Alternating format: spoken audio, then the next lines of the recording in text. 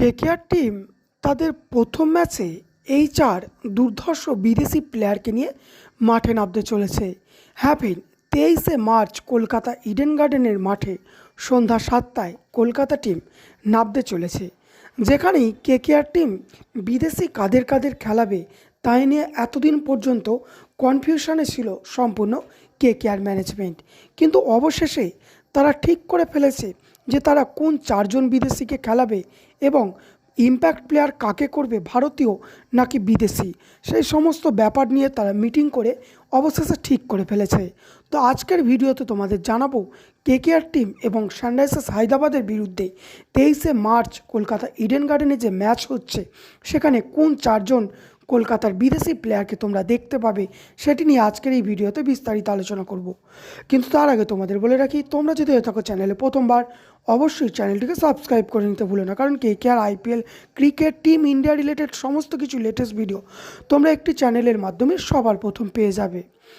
Haven সবার প্রথম তোমরা খুব ভালো করেই জানো রহমানুল্লাহ গুরবাজ এমন এক বিদেশি যে একদম কনফার্ম। হ্যাঁ, হয়তো প্লেয়ারটাকে কম দামে কেকেআর টিম গুজরাট টাইটান্সের থেকে ট্রেড করেছিল, কিন্তু সাম্প্রতিক যে সমস্ত টি-20 লিগগুলো হচ্ছে সেখানে তার চূড়ান্ত পারফরমেন্স দেখা যাচ্ছে।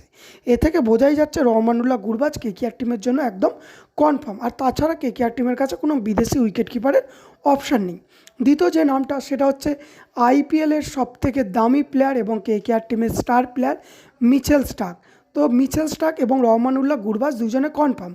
3 নম্বর প্লেয়ার হচ্ছে আন্দে রাসেল, কারণ দুবাই অর্থাৎ ইউএইতে যে লিগ হচ্ছিল সেখানে তোমরা দেখতেই পেয়েছো আন্দে রাসেলের পারফরমেন্স কেমন ছিল, এবং তা নিয়ে অনেকবার নিউজও করেছি, যেখানে চূড়ান্ত ফর্মে দেখা গেছে আন্দে রাসেলকে। তো রহমানুল্লাহ গুরবাজ, মিচেল স্টার্ক এবং আন্দে রাসেল তিনজন বিদেশি প্লেয়ার তো অবশেষে কেকেআর টিমের জন্য কনফার্ম হয়ে যাচ্ছে।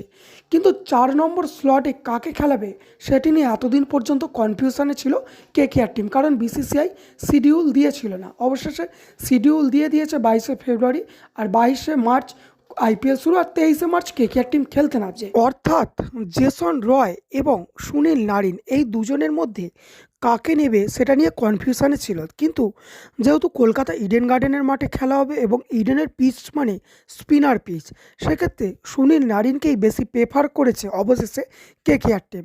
আর যদি জেসন রয়ের কথা বলা যায়, দেখো সেও রাইট হ্যান্ড ব্যাটসম্যান আর রহমানুল্লাহ গুরবাজও রাইট হ্যান্ড ব্যাটসম্যান, তাই জেসন রয়কে নেওয়ার কথা ভাবছে না কেকেআর টিম। রহমানুল্লাহ গুরবাজকেই নিয়েছে। যদি কোনো কারণে ফ্লপ হয় 3-4টে ম্যাচ দেখার পরে তখন চেঞ্জ করতে পারে রহমানুল্লাহ গুরবাজকে। এবার যদি ইম্প্যাক্ট প্লেয়ারের কথা বলা যায়, দেখো যদি বিদেশি ইম্প্যাক্ট প্লেয়ার করে সেক্ষেত্রে অবশ্যই তোমরা রাদারফোর্ডকে দেখতে পাবে, এবং যদি ভারতীয় ইম্প্যাক্ট প্লেয়ার করে সেক্ষেত্রে তোমরা মনীষ পাণ্ডেকে দেখতে পাবে, কারণ একজন কেকেআর টিম অবশ্যই একজন ভালো ব্যাটসম্যান পেয়ে যাবে অবশেষে। যদি তবে হ্যাঁ, এখানে জানিয়ে রাখি, যদি সারফারাজকে কেকেআর টিম নিয়ে নেয়, যদিও এখনও অফিসিয়ালভাবে কনফার্ম করেনি কিন্তু নিয়ে নেওয়ার চান্স আছে, যদি সারফারাজকে নেয় তাহলে ভারতীয় ইম্প্যাক্ট প্লেয়ার হিসাবে সারফারাজ খানকে তোমরা দেখতে পাবে। তো এই ছিল আজকে সম্পূর্ণ নিউজ। তোমাদের কেমন লাগলো অবশ্যই কমেন্টে জানাতে ভুলো না। আশা করি ভালো আছে, ভালো থাকবে, দেখা হচ্ছে পরের ভিডিওতে।